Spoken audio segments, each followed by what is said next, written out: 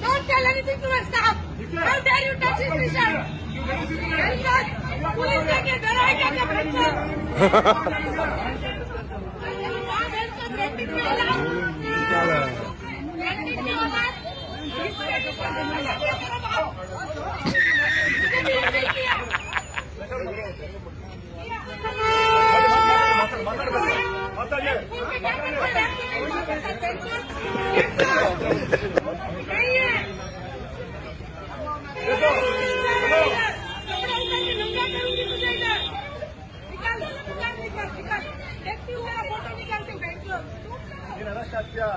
ಈ ತರ ಮಾತಾಡೋದು ತಪ್ಪ ಹೇಳ್ತೀನಿ.